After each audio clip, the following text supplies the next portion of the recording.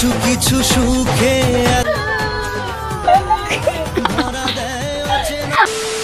Hello guys, welcome back to our channel Sonu Mousu blogs. কেমন আছো তোমরা সবাই? আমি তো খুব ভালো আছি। চলে এলাম একটা নতুন ব্লগ নিয়ে। টাইটেল আর থাম্বনেল দেখে নিশ্চয়ই বুঝেই গেছো আজকে ব্লগটা কি নিয়ে হতে চলেছে। আজকে প্রথম শুরু করলাম পুচকিকে দিয়ে। তোমরা তো সবাই জানো আমি আমার বাবার বাড়িতে এসেছি বাসন্তী পূজা উপলক্ষে। বাসন্তী পুজো তো শেষ হয়ে গেল, এবার তো বাড়ি যেতে হবে। অনেকদিন থেকে গেলাম, এবারে বাড়ি যাব। আজকে বিকালেই বাড়ি চলে যাব। ওই জন্য পুচকির সঙ্গে আজকে একটু ভালো করে খেলে নিচ্ছি, অনেকক্ষণ সময় কাটিয়ে নিচ্ছি। আবার কবে দেখা হবে ঠিক নেই। দেখো এখন আমি বেরিয়ে পড়েছি যাওয়ার জন্য। ওই আয় রে। আর এখানে আমার বোন কান্না নাটক করছে, দেখো তোমরা সবাই।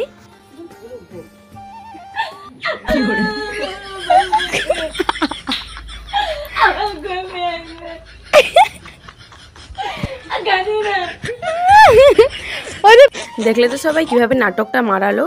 উফ, কি আর বলবো। তারপরে এসে আমাকে জড়িয়ে ধরলো। আমি মন খারাপ করছিলাম, ওর জন্য ওই নাটকটা করছিল। বলছে তুই মন খারাপ করিস না, কাঁদিস না, এরকম বলছিল। বলছে সাবধানে থাকবি। বলছে হ্যাঁ তোরা সবাই যাবি আমার বাড়িতে। বলছে ঠিক আছে। এই যে সবাইকে প্রণাম করবো বলে দাঁড়িয়েছিলাম। তারপর সবাইকে প্রণাম করে বাড়িতে চলেই এলাম। কিন্তু আমার ভিডিও করতে একদম মনে নেই, এতটাই মন খারাপ করছিল। তারপর আমার ভিডিও করার কোনো ইচ্ছেই ছিল না। এটা ছিল তার পরের দিন সকালবেলা থেকে আমি ব্লগটা স্টার্ট করেছি। আজকে একটা সুখবর দেবো, তোমরা ভিডিওটা দেখতে থাকো তাহলেই বুঝতে পারবে। অনেক দিন পর আমি ডেইলি ব্লগ নিয়ে এলাম। দেখো আজকে আমি সারাদিন কি কি করি। একদম প্রথমে আমি ভিডিও দিয়েছিলাম আমি সারাদিন কি কি করি, শ্বশুর বাড়িতে সারাদিন কি কি করি, ওইটা একটা ব্লগ দিয়েছিলাম তোমাদের। আর এখন সেরকম ভাবে কাজ করি না, আর সেরকম ভাবে সবকিছু একই নেই বা একই কাজ করি না। তো চলো সারাদিনে আমি আজকে কি কি করি ওটা তোমাদের সঙ্গে শেয়ার করবো। সকালবেলা ঘুম থেকে উঠে সবার প্রথমে আমার কাজ হচ্ছে বিছানাটাকে ভালো করে গুছিয়ে নেওয়া।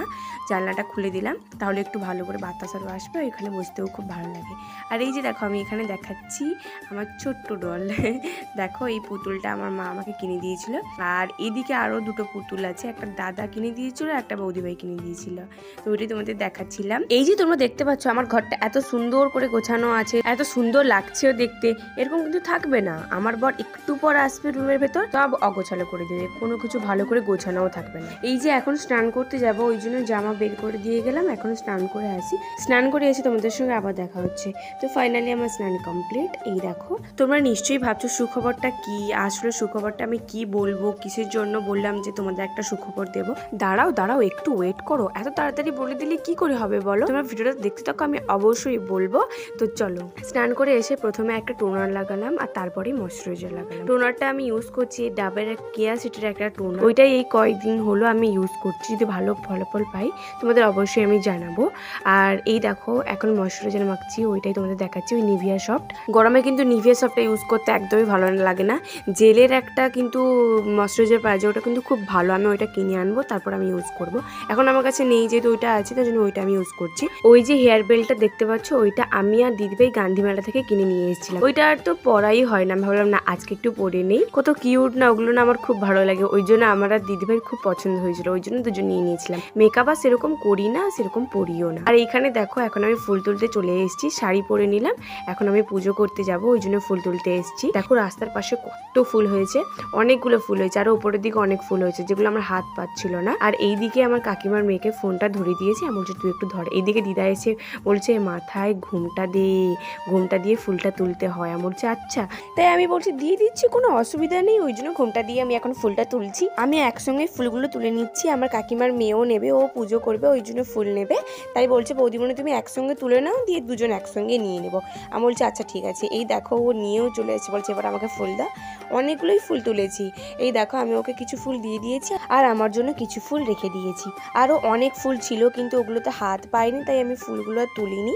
এই দেখো আমি বলতে একটু স্মাইল কর, দেখিয়ে দিই তোকে। এই যে আমার কাকিমার বড় মেয়ে, তো বলছে এই তো হাসছি। বলছি এরকম হাসছিস কেন? দিয়ে আমি তারপর চলে এলাম। এই দেখো এইখানে যখন এসে দেখি আমার মাসির মেয়ে অনেকগুলো ফুল রেখে দিয়ে গেছে। আমি তো জানি না এতগুলো ফুল রেখে দিয়ে গেছে, তাহলে আমি এতগুলো ফুল তুলতাম না। এতগুলো ফুল দেখে আমি কিন্তু অনেকটাই খুশিও হয়েছিলাম, কতগুলো ফুল হয়েছে আজকে।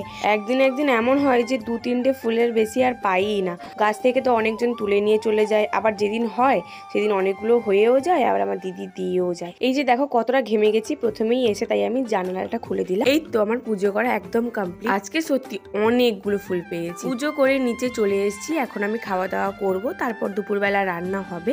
এই দিকে আমি সবজি করছি আর ওই দিকে দিদা রান্না করছি।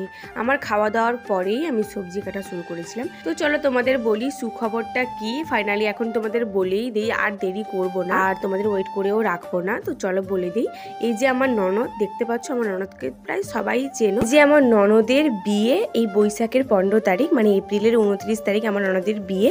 তো এইটাই সুখবর তোমাদের সবাইকে জানাবো বলেছিলাম। বিয়ের সমস্ত ব্লগ তোমরা দেখতে পাবে, এরপর কি হয় না হয় সবকিছু দেখতে পাচ্ছ। টাটা।